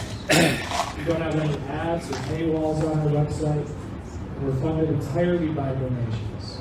Alpha News belongs to the readers, is your outlet. One of the best ways you can contribute to Alpha News is by sending us your tips. If you work at Health Partners or Target or Best Buy, for example, and see something that catches your eye, or if you're a parent concerned about what's happening in your schools, reach out to us. We'll keep you anonymous and help you expose what's happening in your schools or places of work. Most of our best stories have come by way of reader tips. Your ideas and scoops have helped us reshape certain narratives in the state, and these victories are not to be discounted. Now let's be honest, we share a lot of bad news with you at Alpha News.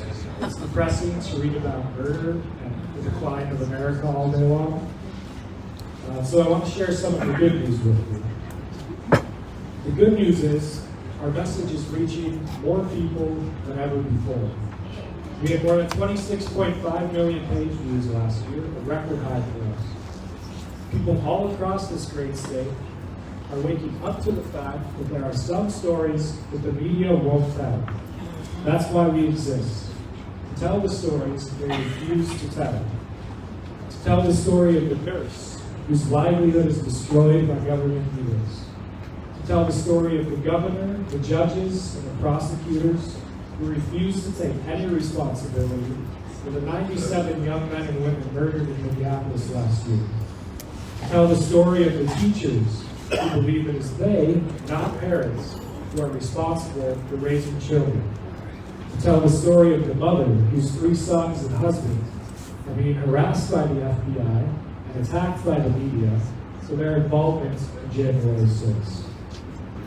The good news is more and more young people in Minnesota and across the country want to write for Alpha News. They see that we're doing things differently. They see that we're having an impact and they want to be involved.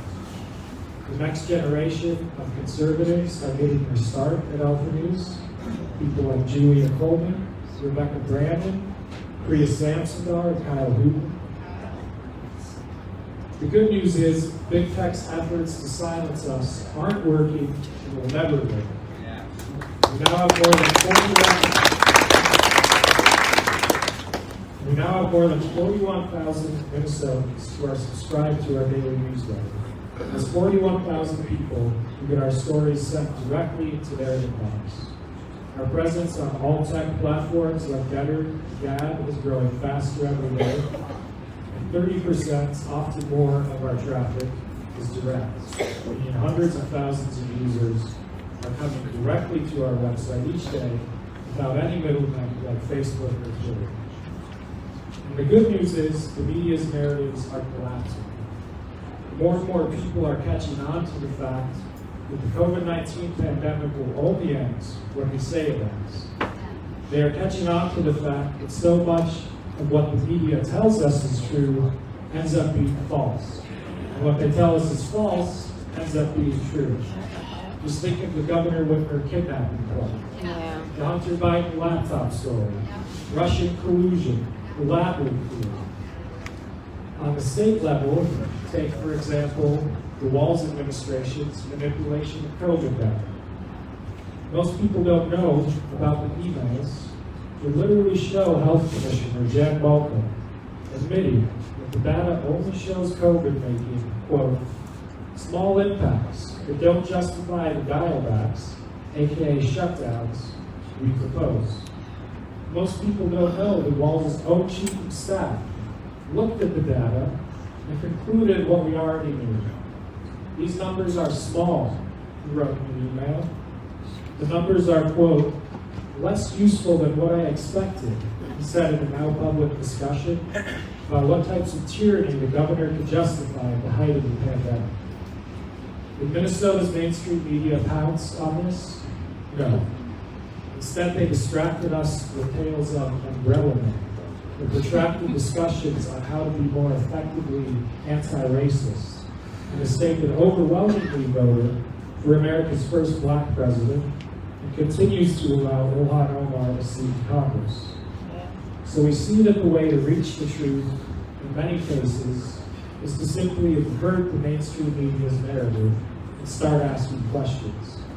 Generally, you'll get banned from social media once you ask the right ones. And the good news is that despite our real divisions, all across this country, there are pockets of freedom, like right here. Normal people living normal lives, raising their children, and building homes and communities. They're going on with their lives despite what Dr. Fauci says. You don't see these people like you represented in the media because the media doesn't want you to know they exist. And the good news is you can turn the news on. That may sound crazy for me, someone who depends upon the page views for a living, to say, but there is a great richness to life that is more easily discovered if you turn off your phone, log off Facebook, and stop paying attention to the media. I'm not suggesting you stop caring about politics. That would be a mistake. Instead, I am suggesting that we are all better assets to the conservative cause, to our families, and to God, when we dedicate ourselves more fully to engaging with the real world and cultivating the good than we are when we obsess over the bad. And the good news is that our hope is not in any political leader or movement or news outlet or party or even country. Our hope is in Jesus Christ. Amen. All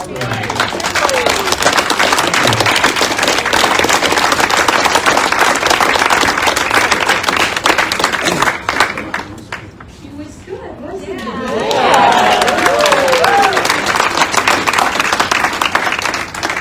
You can come back. Yeah. That was excellent. That was very, very good.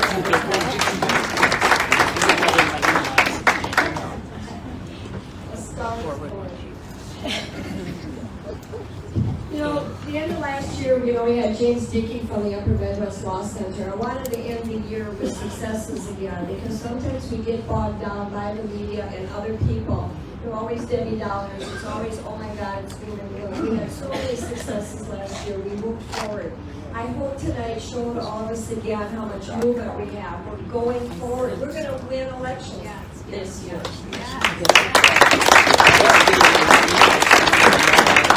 I want to thank again Chairman Haley and Deputy Chairwoman Donna Birch. Perhaps we'll get that video next month.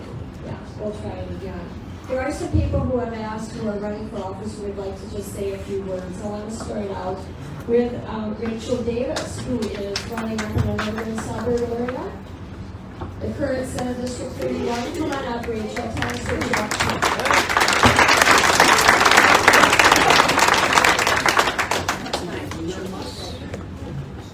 I'm just going to try to talk without the microphone because I have a hard time hearing people up here. Can everybody hear me? Okay. All right. Can you hear me now? Yeah. Okay. So I'm just going to do this on my mouth, so you're going to kiss me later because we'll be talking on this.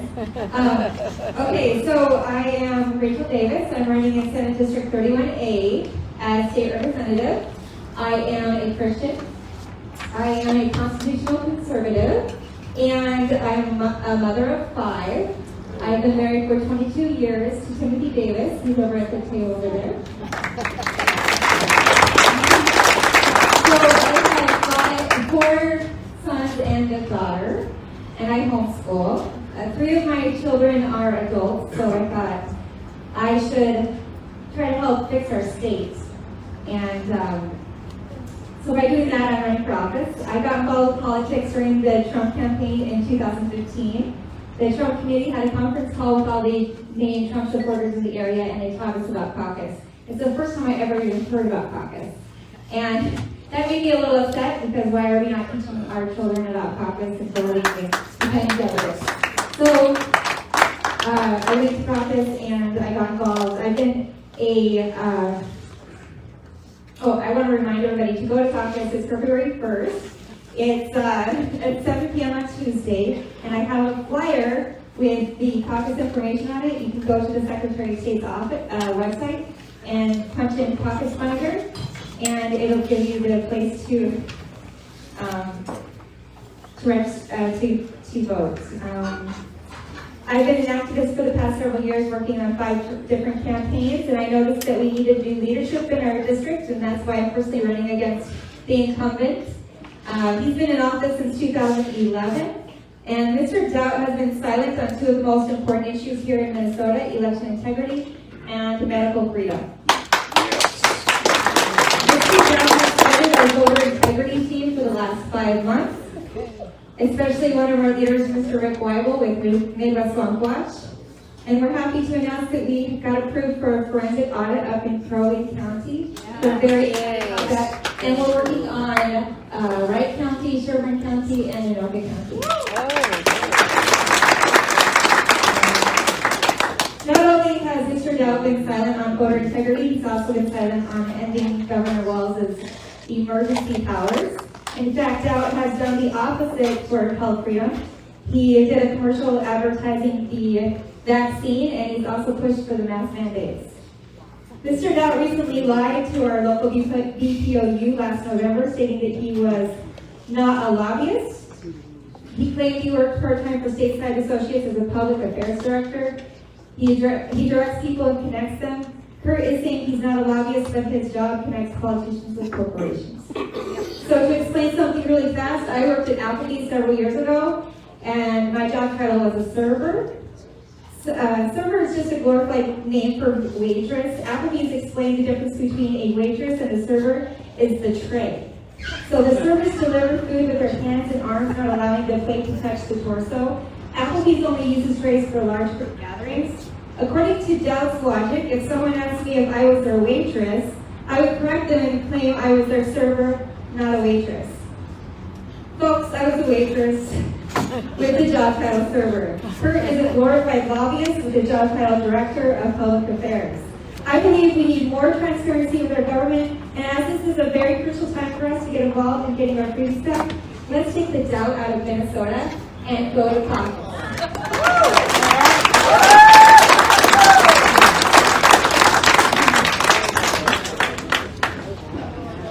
Do a call out to Karen and Tia. You stand up and wave at everybody. You're running for state senator in the current Senate District 86.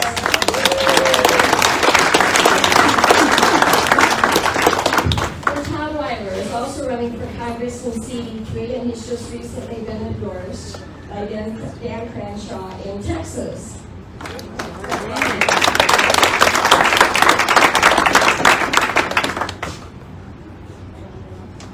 Thank you very much. It's a pleasure to be here tonight, especially as the last speaker, possibly. It's an honor to be the keynote speaker here, especially with Chairman Lonergan and Mr. Qualls here tonight, so I'll be done in about 45 minutes. But no, it's an honor to be here, and Chairman, thank you for your leadership. Mr. Qualls and Mrs. Qualls, congratulations on your decision and upcoming official announcement, but I'm calling this one official. I was here. But yes, I'm running for Congressional District 3, U.S. Congress, to represent the great people in the 3rd District in the U.S. Congress. Adam, obviously, is here as well. Thank you for your kind words tonight. I'm Tom, submariner. Adam, SEAL. Just to keep us separate, you can tell, obviously, SEALs are better looking. Submariners are usually in better shape. But now I got to run out of here right after these remarks. No, I'm running for U.S. Congress for 3 pretty simple and straightforward reasons. 1, I love this country and I want to continue to serve. 2, I'm very concerned with the direction we're going under the Biden administration and the leadership or lack thereof from Congressman Phillips. And 3rd, and I think important for the people of Minnesota, is I think with my background, my experiences in the military, my leadership, and my moral compass, I think I'll be an effective congressman for the people of Minnesota.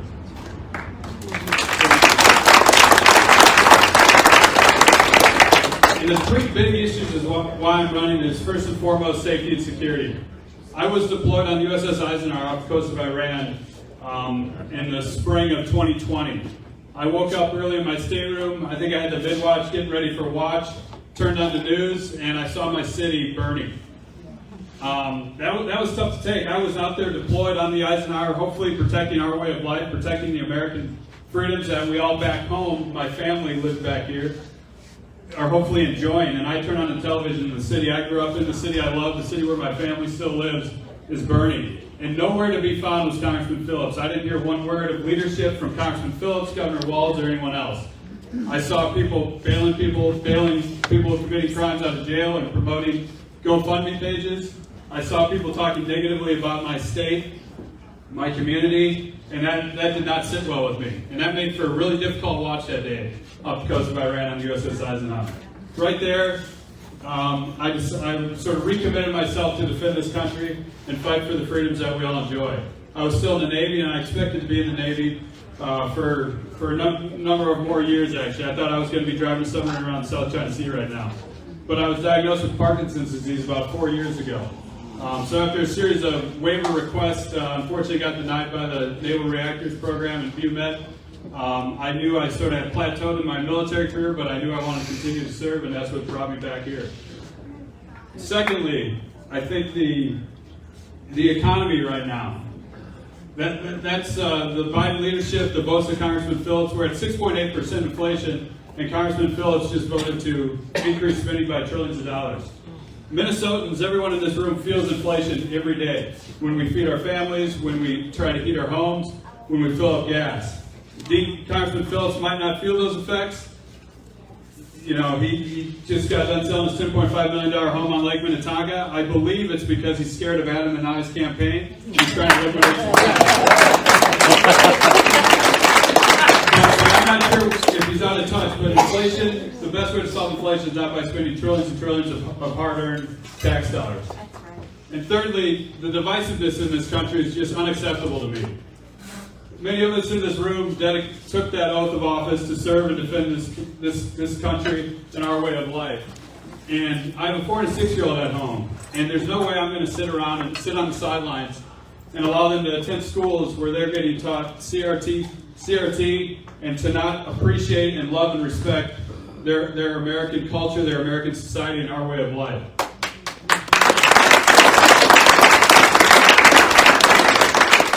Our country is not perfect, no one ever said it was, but it is the greatest country in the world. And I intend to fight to make sure that country and that way of life continues. So it's a pleasure to be here. I did want to say one thing real quick that, again, Chairman Han, Mr. Qualls, thank you for your discussions, your leadership, and I am a quick learner, and on that note, whoops. There's plenty of room on board our ship, so I'm here to help turn the ship around. Go to WeilerForCongress.com, and I appreciate any and all support. God bless you, and God bless America.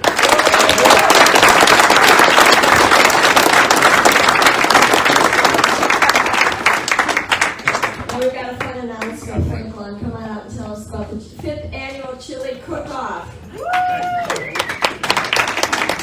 The Farmer County Conservative PAC has decided to rebrand ourselves as the Conservative American PAC, and we're having our 5th annual chili feed.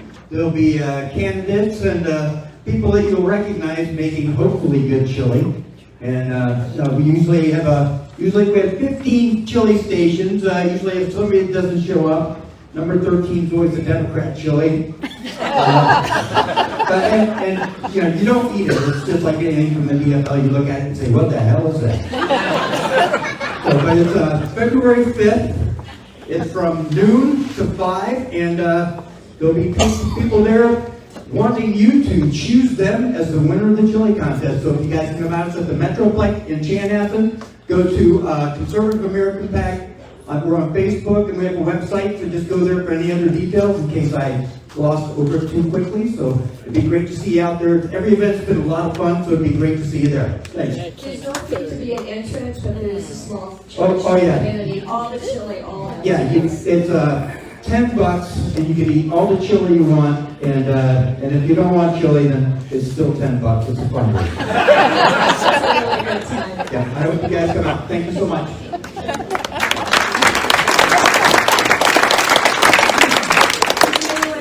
As an announcement. If not, we're going to see you back here February 3rd. Again, you'll have Holst Mitchberg and Travis Ekman. We will have 3 of the statewide candidates here. We'll have Dr. Scott Jensen for governor, Lynn Torgerson for Minnesota Attorney General, and we'll have Kelly John Byrne for Secretary of State. Thank you for being here, and thank you to all of us.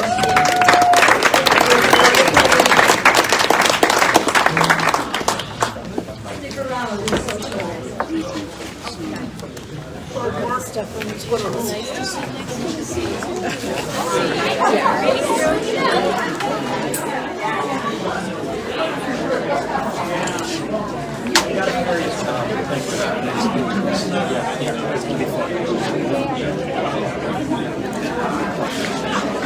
Hi. Good to see you. Okay. And we saw your big announcement tonight. So let me get up here. I'm the amateur. So, yeah, basically, I guess, congratulations. Glad to see you're in the race. And can you tell us a little bit about your plans and how you plan to win the governor? You know what, if you look at what we're going through right now. Three big things: climate issue, parents concerned about what's going on in education, and the economy. Those are universal. Those are American issues. And we're going to run on a platform, bring Americans together to address those issues, because we all want to live in a safe community. We all want our kids to have a pathway to success. And when it comes to the economy, those are bread and butter issues. Those are American issues. And we're going to start thinking about talking about things that are American issues. And I'm going to obviously win the debate. Americans, by and large, are center-right community, center-right culture. Agree. And based on those principles, based on those values, we're going to run that. And then here's the other thing. I think Americans are wanting to have fun again. We've been in a funk, in a bad way for a long, long time. And we're getting tired of it. We need to move on and just bring that community back to what it used to be as Americans. And one of the things we want to do is eliminate the eliminate the divisiveness, and bring us together as Americans based on the values and beliefs that we all remember years of grandparents. I love it. I love it. That's what we're going to do. And like I said, the promise of America is still strong and vital. It's there.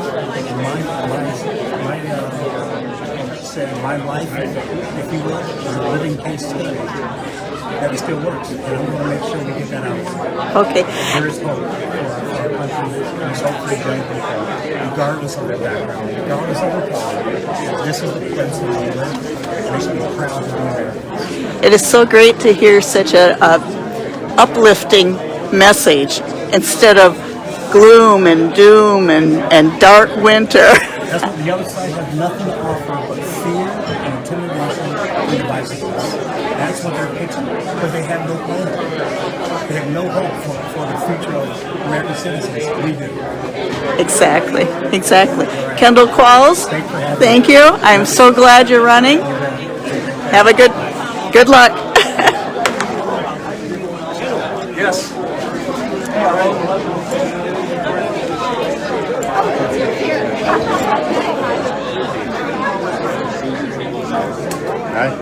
I'm going to video the video guy.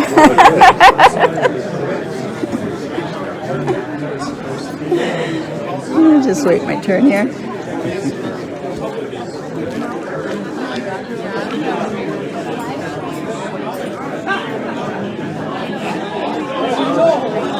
Is this for the Facebook page or video? This is Facebook Live. Oh, good. Yes. Okay. And it gets shared out to all the Patriot groups that I know. Okay. And once in a while, we even get picked up by these guys.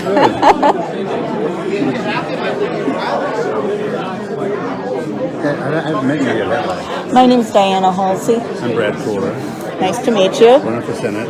Okay, good. Well, good. Okay, tell me about yourself. You're running for Senate, for state Senate, or okay? Which district? District 36. Okay. I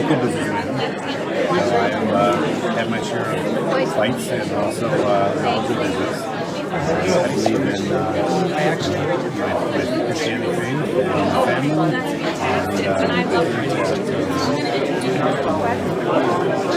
after having my business shut down for 6 months, without having more anything to say about it, I decided that rather than talk about it, I'm going to do something about it.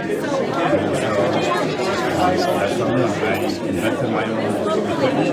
I sell them in the world, and I plan on taking my business ethics and accountability to help with number one education, single mothers, and most importantly, just network with people try to figure things out to get things done. I mean, if there is a campaign to put Governor Waltz in jail, I'm going to be on that one. Okay. And again, state your name and you're running for Senate for 36A. And do you have a website or are you on Facebook? I'm getting all that set up right now. Okay. So I'll be setting my Facebook. I've been working with Greg Pepper. So next week I'll be getting my Facebook and website set up. Okay. And You don't by any chance have a card, do you? You know, it's funny. All I have is I handed out my cards. All I have is my trading card, my trading card. All right. So you can see my name on there and stuff like that. So. Okay. Hey, it's a card. Yeah, but it's got your name on it. Yeah. So, and I'm pretty well known on social media, like this probably between LinkedIn, Twitter, Instagram, Facebook.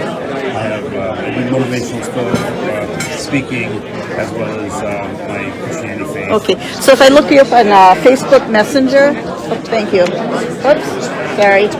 Yeah. So I can send you a message. Absolutely. Okay, I'll send you my information because I do not have a card. Well, that's right. We're putting all this together here.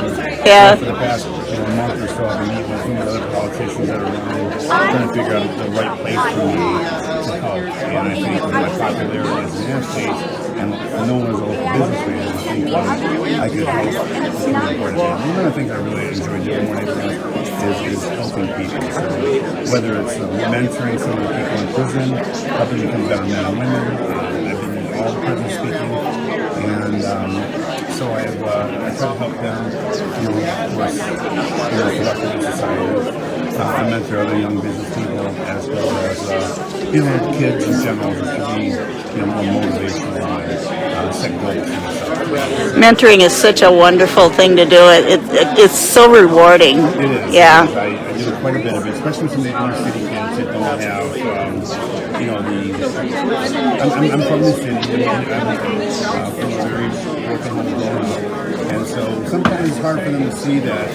Illusion of unicorn, somebody who's actually come from nothing, who's been homeless, who's self-made, became a professional athlete, and become a businessman, self-made in a way that I didn't have the family background, I didn't have a rich family and stuff like that. So it's one of those things where I just looked up to people that inspired me, and I know they can do what I can do, kind of thing. So I share that kind of concept with the youth today. Yep, that's wonderful. It's wonderful. Well, thank you. Thank you for. Facebook me, okay? I will definitely get in touch with you probably through Messenger. Excellent. Okay, great. I'll let you talk to him first. Okay, thank you. It's so hard to get your voice just by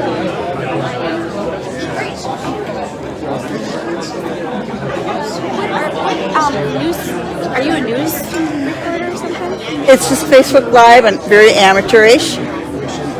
Tell me. Rachel's running for. Tell me your name and tell me who you're running, what you're running for, and what district. I'm Rachel Davis. I'm running in Senate District 31A. I'm not stripping. I'm just showing you my t-shirt. Okay, let's see it. Okay. I voted. I am on the election integrity team with Rick Weigel in Midwest Report. Great. And I'm running for state representative in 31A. State rep. I'm a mother of 5 children. This is my husband,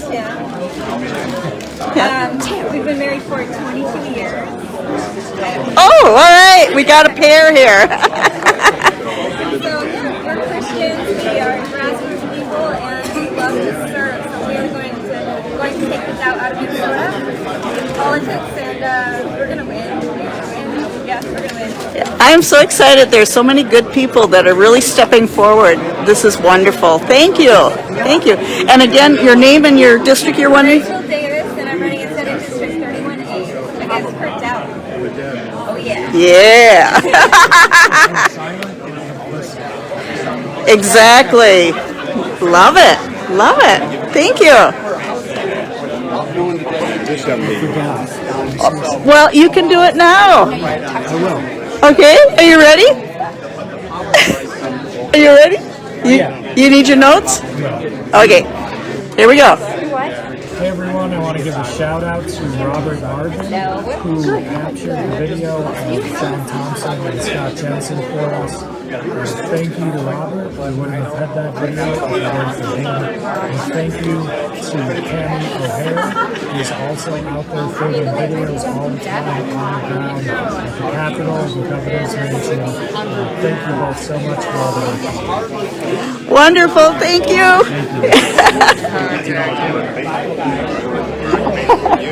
Who else can I get? I'm on a roll. Yeah. There's a lot of...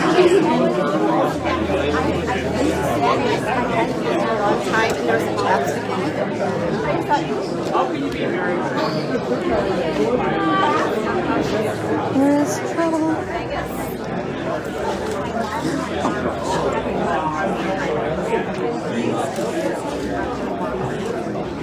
Oh. Did you get it all done? I think I got pretty good. It was a good meeting. Oh my goodness. Even I thought it was good. Wow, yeah. You knocked it out of the park. Are you done with those drinks over there? Yes. Remember me, right? Well, that is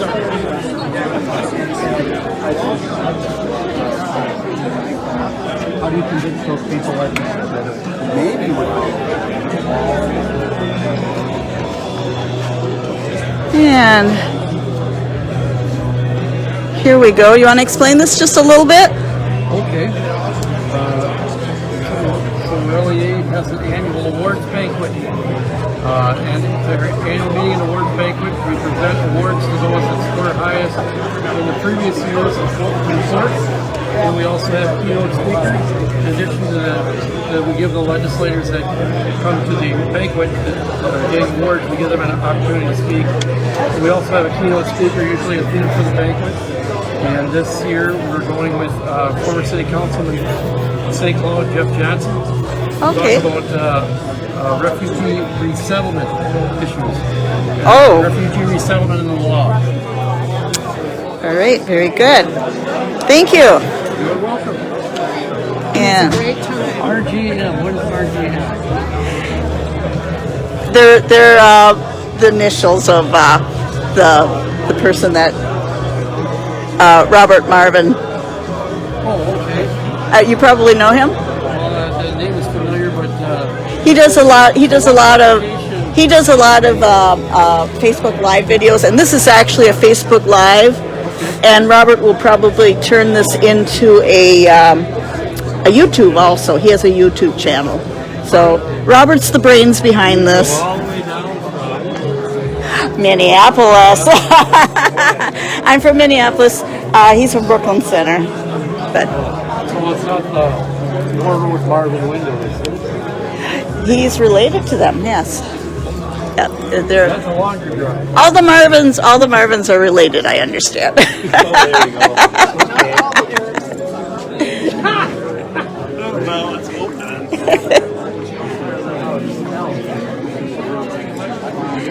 Sorry if I'm giving away your information. There's no trees. None, and none of us plan to be where we're at. I'm telling you.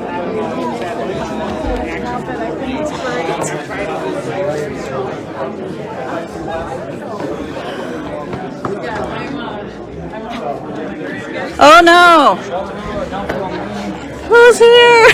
Oh no. Oh no. You guys know Diana? Do I know you? This is Matt. He's on Adam's campaign team. Okay. And this is Adam's wife. Wonderful. Desiree. Good to meet you. Yep. Adam Schwartz. Schwartz. Yes, I'm sorry. Running for? He's running for Senate District 3. Okay. And that's him? Okay. That guy over there? Yeah. I gotta go chase him.